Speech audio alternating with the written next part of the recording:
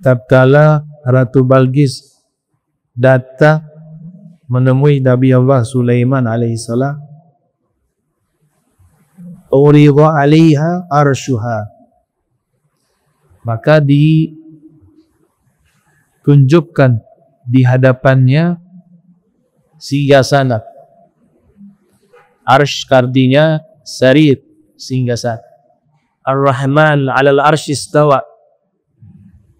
Allah yang Maha Penyayang bersemayam di atas arsh, singgasana. As-sarir, singgasana. Maknanya bisa makna zahir, bisa makna batin, bisa makna tekstualis, bisa makna ta'wil. Karena kalau bahasa meluluki kursi kerajaan itu biasa digunakan sebagai kiasan bahwa dia menguasai kerajaan itu. Dari bahasa kiasan.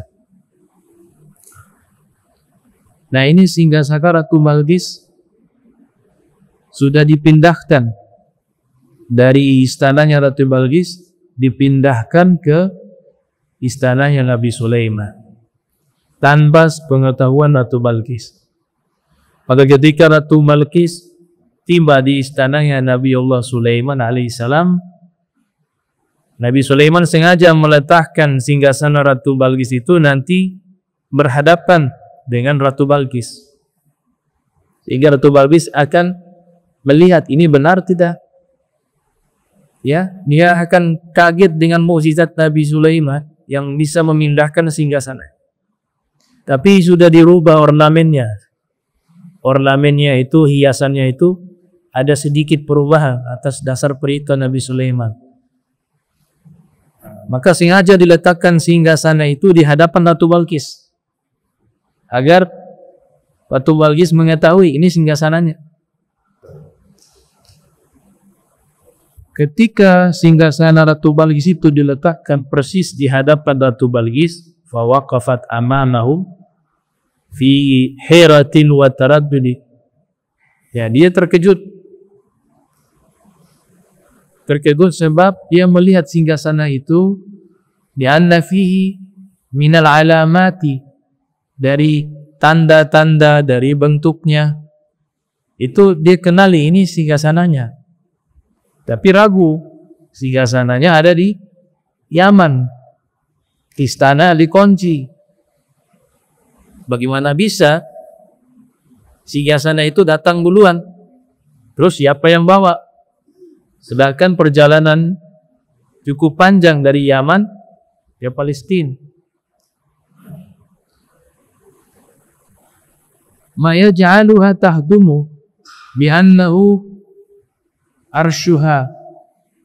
Nah, itu adalah singgasana yang biasa dia gunakan untuk menetapkan hukum, biasa digunakan untuk duduk sebagai singgasana ratu. Maka ada yang berkata kepada Ratu Balqis, faqila lahu al-hadzal arsh alladhi yarayani tarayani tarayna tarinahu, nah alladhi tarinahu, nah yashbihu arsyadi alladhi taratihi bi biladiki. Kemudian ada yang berkata, ini misi singgasana, coba kamu lihat baik-baik, mirip ya dengan singgasana. Jadi ada yang mengatakan ke Ratu Balqis demikian. Diperhatikan sama Ratu Balqis. Orang itu mengatakan mirip sekali dengan singgasanamu, ya kau tinggalkan di negerimu. Ta'ajabat. Ratu Balqis menjawab, ka'annahu huwa. Ka'annahu huwa.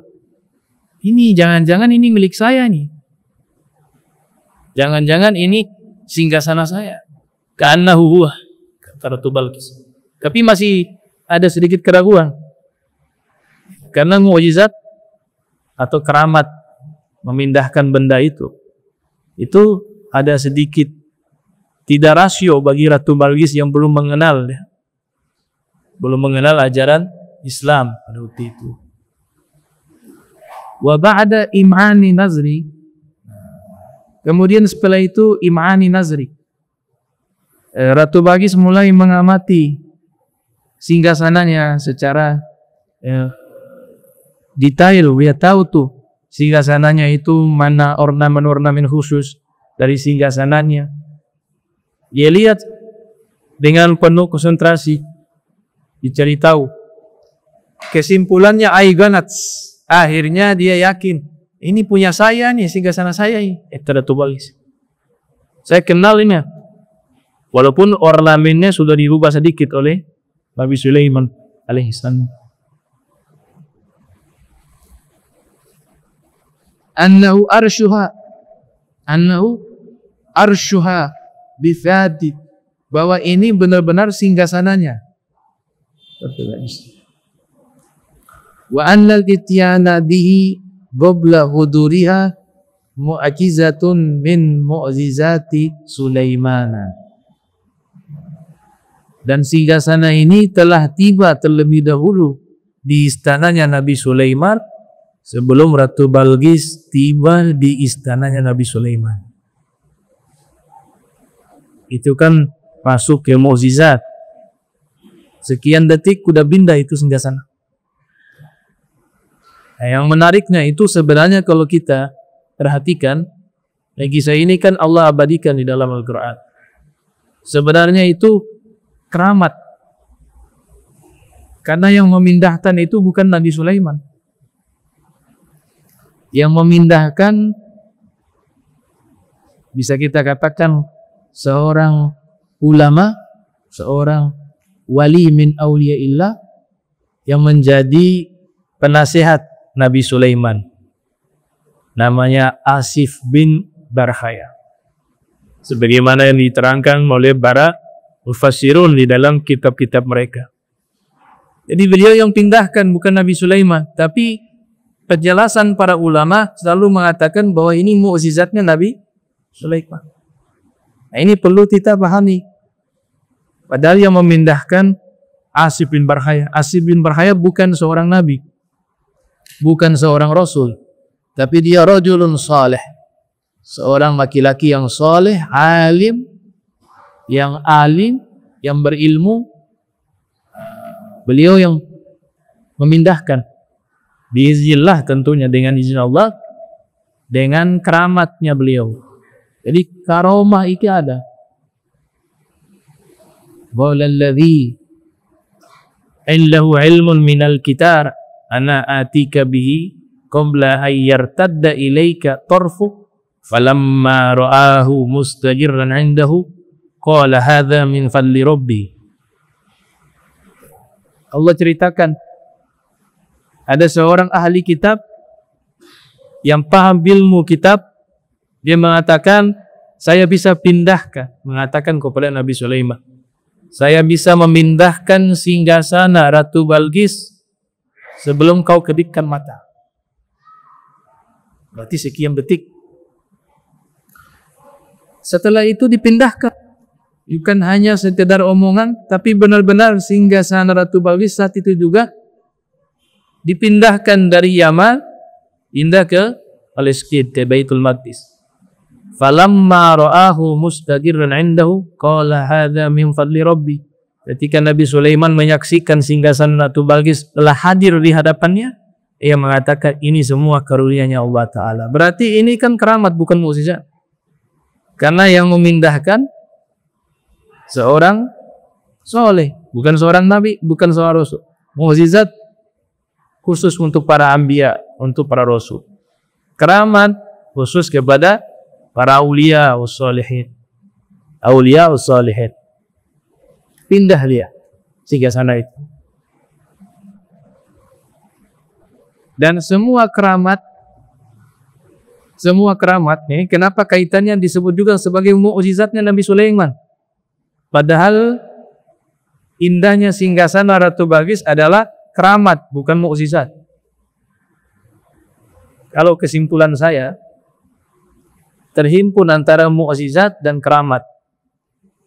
Kenapa keramatnya Asif bin Barkhaya sebagaimana yang diterangkan oleh Al-Imam Fakhruddin Ar-Razi yang lahir tahun 544 Hijriah, wafat 606 Hijriah, dalam tafsirnya Mafatihul Ghaib.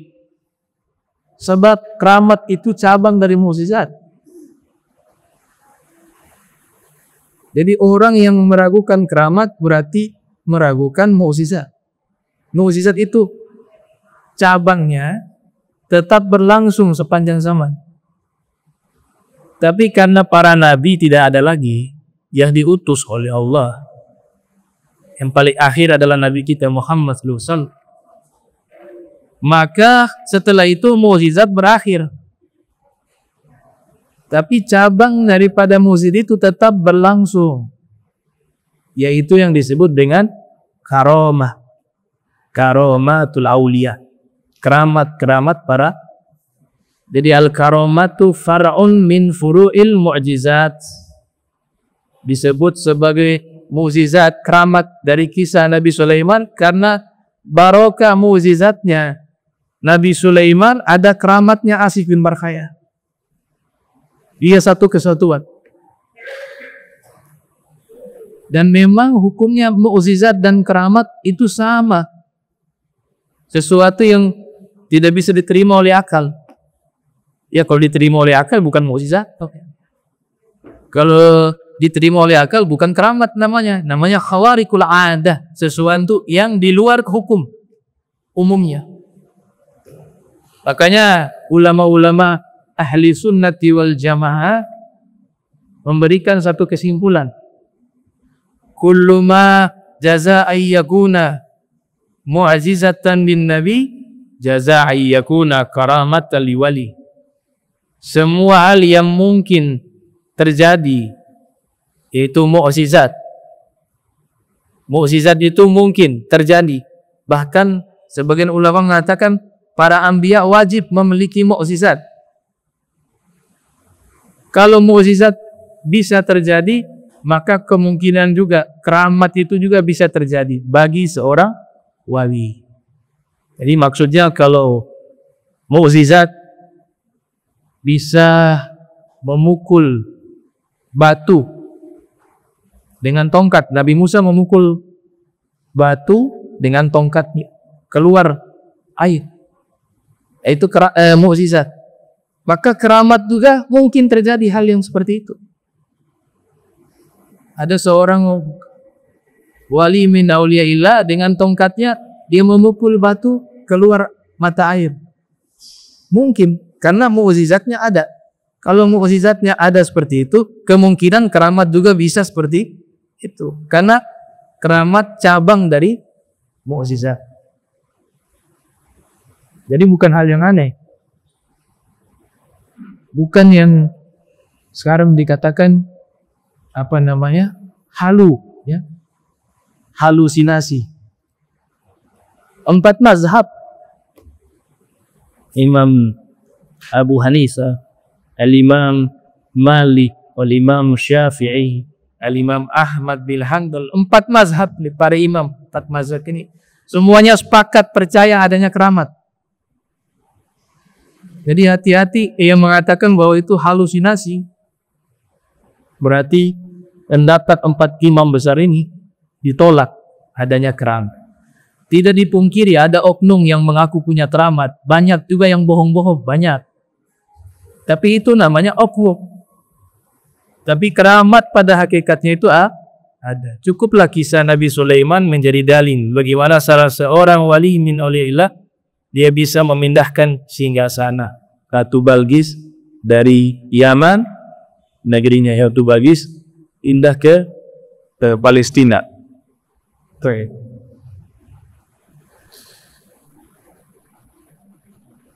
Innahu kana mughlakan alaihi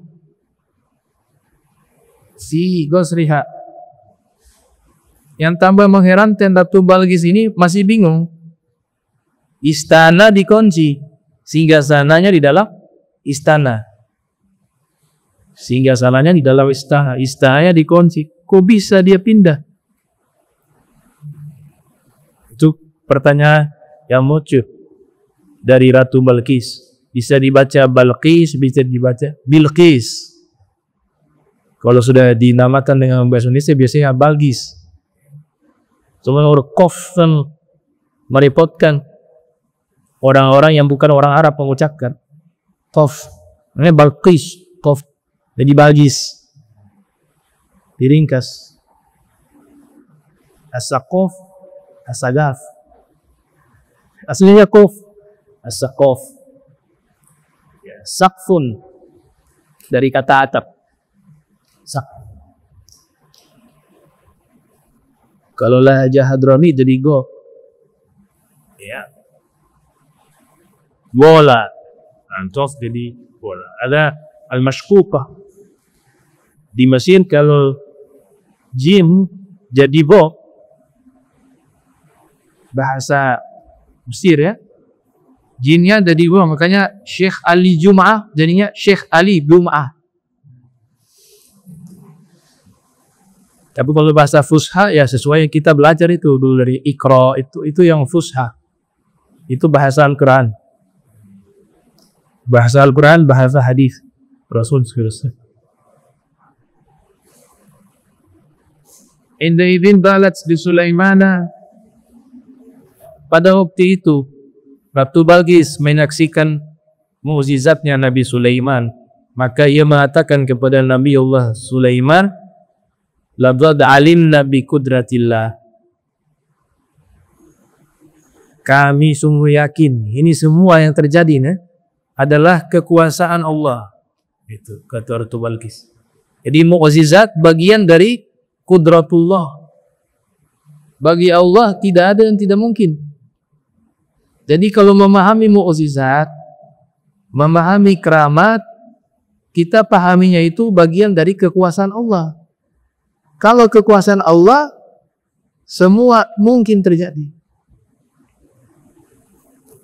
Wa huwa ala kulli syai'in qadir. Dia Allah atas segala sesuatu. Sesuatunya nakiro dalam ilmu nahwu tanpa alif lam. Syai'in. Sesuatu apapun itu bagi Allah mampu. Mampu Allah melakukan. Tidak ada yang tidak mampu dilakukan. Semuanya mampu. Al-Habib Alul Haddad mengatakan dalam syairnya, la yadhiqu sadruk fal hadithu yahud. Allahul muqaddir wal alam syuhun la yakthuru hamluk ma guddir yakun. Jangan sempitkan dadamu. Semua masalah di dunia itu ringan. Allahul muqaddir. Allah, ia yang mengatur dan mampu mengatur segala sesuatu. Wal alam syuhun, dan alam semesta tunduk kepada kehendaknya. La yakthuru hammuk ma guddir yakun. Jangan memperbanyak sumpahmu, karena sesuatu yang telah ditetapkan oleh Allah pasti akan terjadi. Jadi kekuasaan Allah, qudratullah. Bagaimana gambaran kekuasaan Allah? Digambarkan di surat Ghaf. Walaqad khalaqnas samawati wal arda wa ma bainahuma fi sittati ayyam wa ma massana min lughub.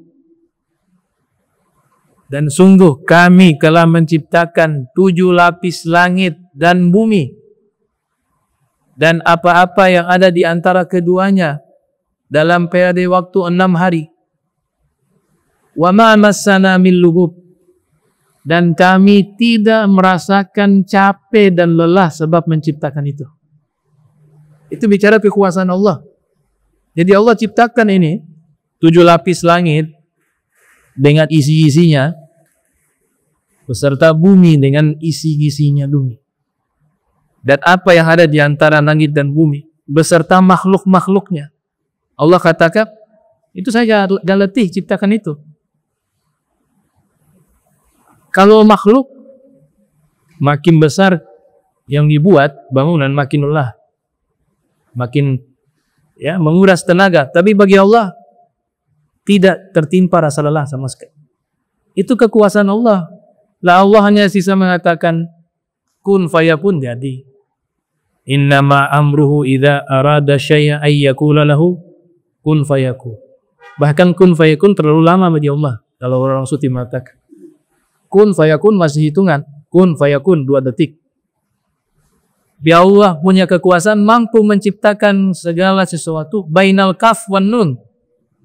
Di antara huruf kaf dan nun sudah bisa Allah ciptakan. Laila kaf wan nun. Ulama-ulama ahlul kalam mengatakan Allah ketika menciptakan seekor nyamuk, karena diberi contoh juga di dalam Al-Quran ya, permisalan nyamuk. Seekor nyamuk ini sederhana nih, kecil makhluk. 1 ekor saja. Allah ciptakan itu. Dengan Allah ciptakan alam semesta yang besar ini dengan isinya itu sama. Gak ada, oh yang ini yang ringan. Yang ini agak berat. Gak, sama. Sama. Karena kekuasaan Allah, kekuasaan yang mutlak. Bedanya makhluk membuat sesuatu karena butuh kepada sesuatu. Itu makhluk. Kita ciptakan tempat tinggal rumah ya untuk tempat istirahat, tempat tidur, tempat menghilangkan penat, tempat istirahat. Butuh berarti. Dan kita butuh tempat itu. Kita buat pakaian, kita butuh untuk menutup tubuh kita. Apalagi yang tinggal di tempat yang situ ada musim dingin, salju, dia butuh pakaian yang tebal untuk menghangatkan badannya. Jadi semua yang dibuat oleh makhluk, itu makhluk butuh kepada sesuatu yang dibuat. Beda dengan Allah. Allah buat segala sesuatu ini, Allah gak butuh sama sesuatu apa. Allah ciptakan kita suruh ibadah, bukan Allah butuh sama ibadah kita. Allah ciptakan langit, bukan Allah butuh pada langit. Allah gak butuh apapun. Itu yang dinamakan As-Somad di dalam surat Al-Ikhlas. Allahu Somad.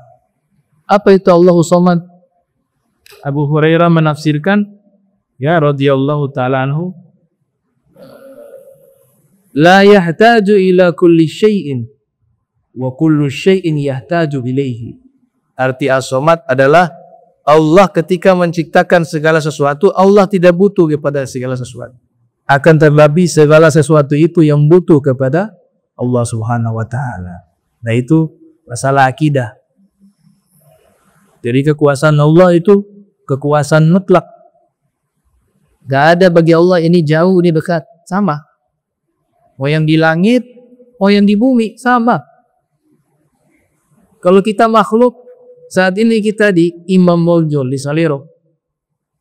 Kemudian ada kawan kita di Salor Jawa 2 misalnya. Jauh berarti.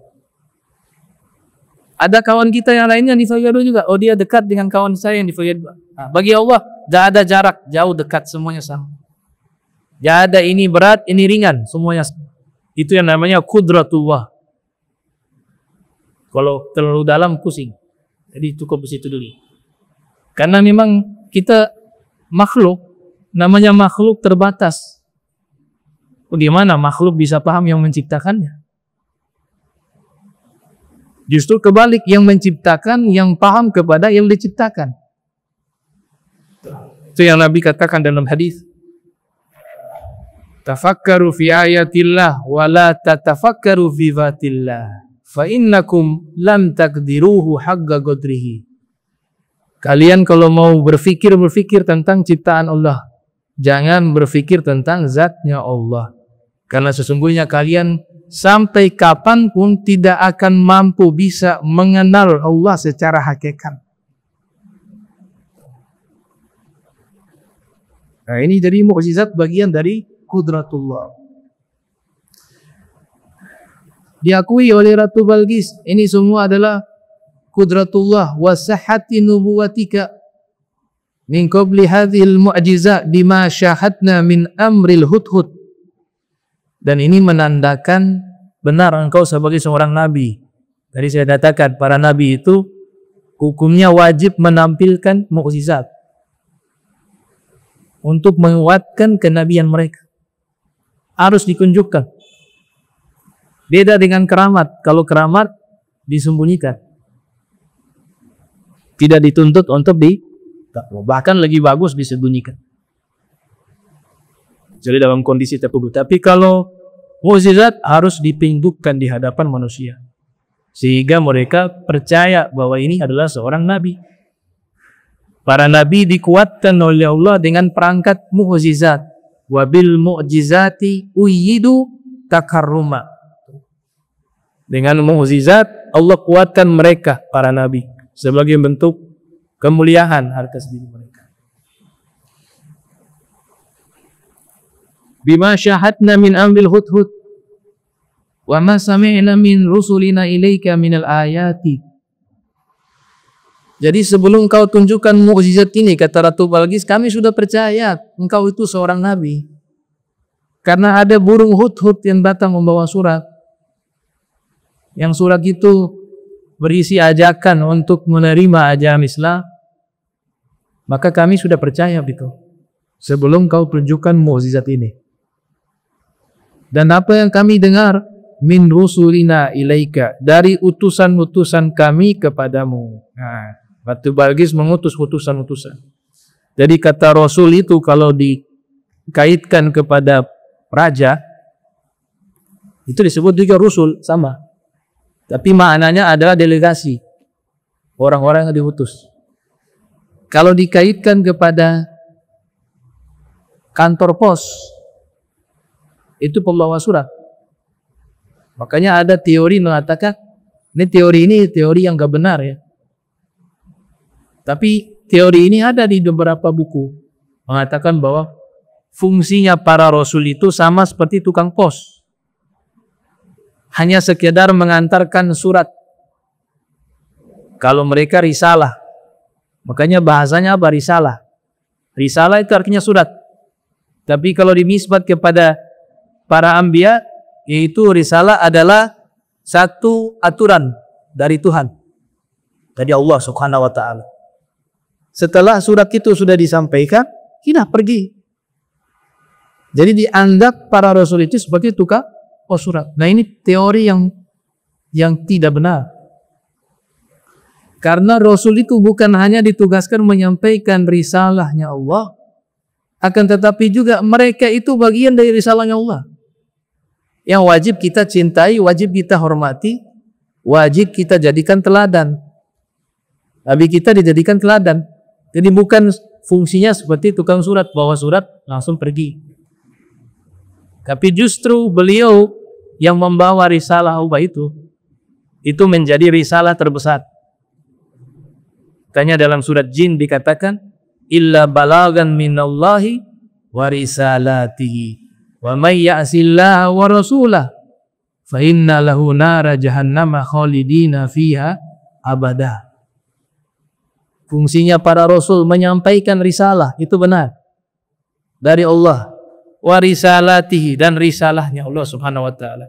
Tapi ada lanjutan, siapa yang bermaksiat, tidak patuh kepada Allah dan Rasulnya. Ini yang lanjutannya. Kita gak boleh putus hubungan dengan Rasulnya Allah. Siapa yang tidak taat kepada Allah dan Rasulnya, maka sesungguhnya baginya neraka jahanam, kekal di dalamnya selama-lamanya. Di ayat yang lain Allah Ta'ala berfirman, liya'lama an qad ablagu risalati rabbihim wa ahata bima ladaihim wa ahsa kulla syai'in adala. Allah ingin mengetahui apakah semua para rasul sudah menyampaikan risalah dari pencipta mereka. Menyampaikan risalah dari pencipta mereka. Wa khata bima ladaihim, dan Allah mengetahui semua yang mereka miliki. Wa ahsa kulla syai'in adada, dan Allah menghitung segala sesuatu secara terperinci satu persatu. Ada satu kitab yang ditulis oleh Al-Imam At-Tabari yang lahir tahun 224 Hijriah, wafat 310 Hijriah. Beliau kaitkan para rasul dengan raja dalam satu kitab sejarah, Tarikhur Rusul wal Muluk, nama kitab. Kemudian ada Dr. Syekh Umar Al-Ashqar menulis kitab berjudul Ar-Rusul war Risalat. para rasul dan risalah-risalah yang mereka bawa. Ini kitab ini komparasi perbandingan risalah para rasul terdahulu dengan risalahnya Nabi Muhammad SAW. Di situ kita akan melihat risalah yang dibawa oleh Nabi kita Muhammad SAW itu risalah yang paling sempurna, yang paling komplit. Ada beberapa syariat di masa lampau yang dibawa oleh para anbiya, para rasul, dipertahankan oleh Nabi, tetap diamalkan. Di antaranya apa? Wudu. Kita kalau sebelum sholat, mau sholat syaratnya wudu. Wudu itu amalan para nabi-nabi terdahulu. Itu. Tanya di dalam beberapa referensi menyebutkan Nabi pernah ceritakan ada seorang soleh dari Bani Israel namanya Juraij. Itu kan diceritakan beliau sebelum sholat wudu. Sedangkan beliau itu bukan orang yang hidup di masa Nabi Muhammad SAW. Dia hidup di masa Bani Israel, nabi-nabi terdahulu. Disebutkan dalam riwayat Sahih Al-Bukhari, sebelum sholat wudu. Begitu juga Nabi Ibrahim dalam riwayat berwudu. Istrinya Nabi Ibrahim, Siti Sarah, sebelum sholat wudu. Di wudu ini sudah ada sebelumnya. Dipertahankan oleh Nabi Muhammad SAW.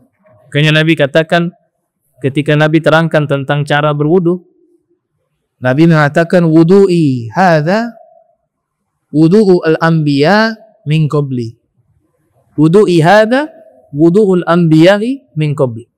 Ini cara wudu saya ini, kata Nabi, adalah cara wudu para nabi-nabi sebelum saya. Jadi persis sebagaimana para nabi terdahulu mereka berwudu, dia yang sekarang ini yang kita amalkan wudu itu persis dengan apa yang dilakukan oleh semua para anbiya, para rasul di masa lampau. Itu jadi ayat di surat Al-Maidah ayat 6, ya ayyuhalladzina amanu idza qumtu ila sholati faghsilu wujuhakum wa aydiyakum ilal marafiq wamsahu biruusikum wa arjulakum, qiraah yang lain wa arjulikum ilal ka'bain. Itu kan tata cara wudu. Tata cara wudu para nabi terdahulu dan tata cara wudu Nabi kita Muhammad sallallahu alaihi wasallam. Tapi ada yang di zaman dahulu para nabi tidak memiliki syariat tersebut. Hanya khusus di syariatnya Nabi Muhammad sallallahu alaihi wasallam. Itu banyak. Di antaranya apa? Tayamum. Tayamum khusus risalah yang ada di dalam risalah Nabi Muhammad sallallahu alaihi wasallam. Tayamum enggak ada di dalam syariat-syariat terdahulu. Ya fadail fatayammamu su'ida thayyiba famsahu biwujuhikum wa aydikum illallah kana afwa ghafura. Itu ada di surat An-Nisa ayat 43. Nah, ini khususnya risalahnya Nabi Muhammad sallallahu alaihi wasallam. Syariat terdahulu tidak ada. Nah, ini berkaitan dengan risalah. Kemudian minal ayati, kata ayat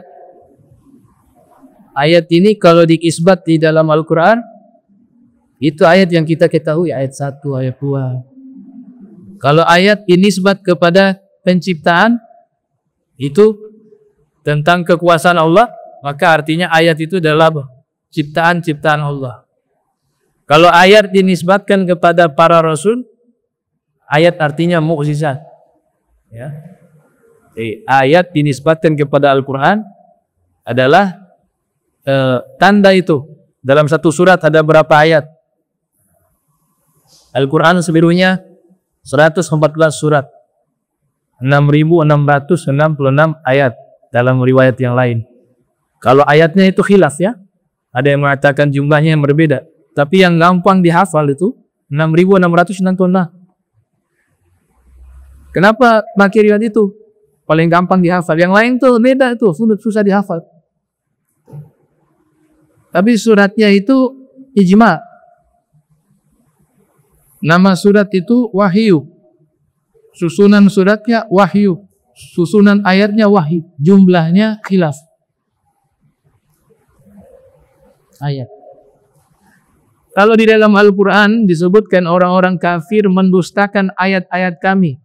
Artinya berubah menjadi kitab-kitab kami.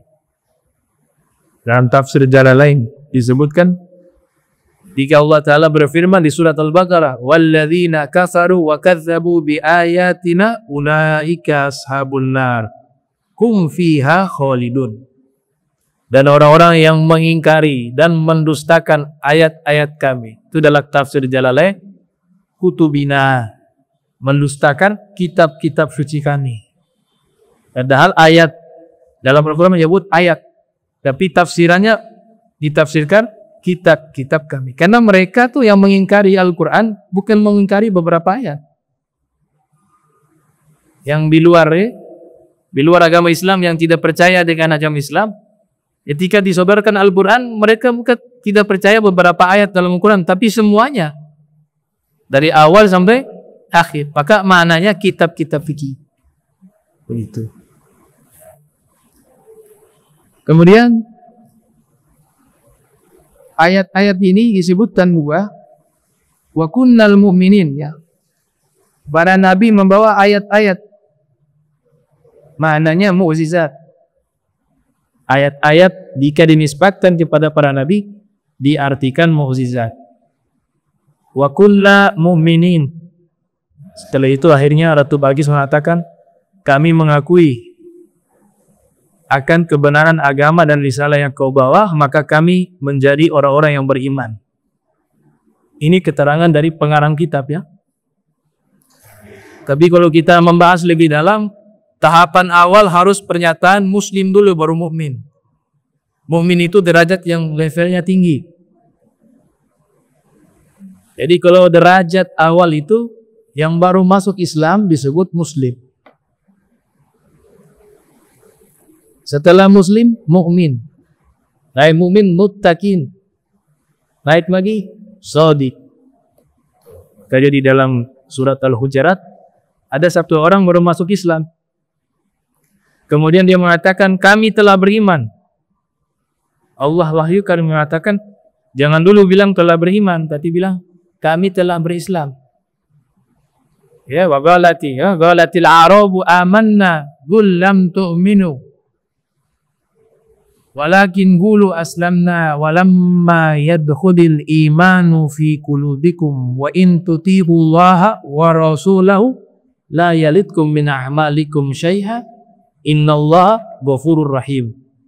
Ketika seorang Arabi mengatakan kami telah beriman, Allah mengatakan jangan mengatakan telah beriman dulu, katakanlah kami telah Islam. Karena iman itu belum masuk ke dalam hati kalian. Dan jika kalian taat kepada Allah dan Rasulnya, Allah dan Rasulnya tidak akan mengurangi sedikit pun pahala dari amal kalian. Sesungguhnya innallaha ghafurur rahim. Sesungguhnya Allah pengampun lagi maha penyayang. Jadi level awal muslim, level kedua mukmin. Coba perhatikan di ayat yang lain. Ya ayyuhalladzina amanu taqullaha wa kunu ma'allah wa kunu ma'as shadiqin, ya. Ya ayyuhalladzina amanu taqullaha wa kunu ma'as shadiqin. Koreksi bacaan awal itu. Ya ayyuhalladzina amanu ittaqullaha wa kunu ma'as shadiqin. Wahai orang-orang beriman. Nah, ini misalnya orang mukmin. Bertakwalah kepada Allah. Setelah mukmin, takwa. Nah, takwa lebih tinggi, muttaqin. Muttaqin, artinya orang yang bertakwa. Setelah itu, shadiqin, kunu ma'as shadiqin. Jadilah kalian bersama orang-orang yang shadiqin. Lebih tinggi lagi dari muttaqin, shadiqin. Itu para aulia. As-shadiqin. Innamal mu'minuna allazina amanu billahi wa rasulihi thumma lam yartabu wa jahadu bi amwalihim wa anfusihim fi sabilillah ulaika humus shadiqun. Sesungguhnya orang beriman adalah orang yang percaya kepada Allah dan Rasulnya. Kalau sebatas percaya Allah dan Rasulnya sampai di situ saja, itu muslim. Banyak yang lahir sudah muslim karena orang tuanya muslim. Ditanya percaya Allah, percaya Allah. Percaya Nabi Muhammad, percaya Nabi Muhammad, sudah muslim. Tapi sholat, gak pernah sholat, puasa, gak pernah puasa, sedekah, gak pernah, zakat, gak pernah, belajar ilmu agama, gak pernah. Ya levelnya muslim. Ketika naik mukmin ada pembuktian amal. Makanya lanjutannya ada. thumma lam yartabu wajahadu bi amwalihim wa anfusihim. Mereka berjuang dengan harta-harta mereka dan jiwa-jiwa mereka. Mukmin situ level. Istiqomah jadi muttaqin. Puncaknya shadiqun. Ulaika humus shadiqun. Mereka itulah orang-orang yang shadiq. Kayaknya puasa, jika ayat perintah puasa, ya ayyuhalladzina amanu kutiba alaikumusiyam kama kutiba alal ladzina min qablikum la'allakum tattaqun. Allah panggilnya, wahai orang-orang beriman, telah diwajibkan atas kalian berpuasa sebagaimana diwajibkan kepada umat sebelum kalian, agar kalian bertakwa. Jadi tujuan orang dipanggil orang mukmin dulu beribadah puasa, tujuannya agar naik level menjadi orang yang bertakwa. Berarti bertakwa ini lebih tinggi tadi. Nah, ini beberapa pembahasan tentang Nabi Sulaiman. Insyaallah pertemuan berikut kita lanjutkan pembahasan tersebut.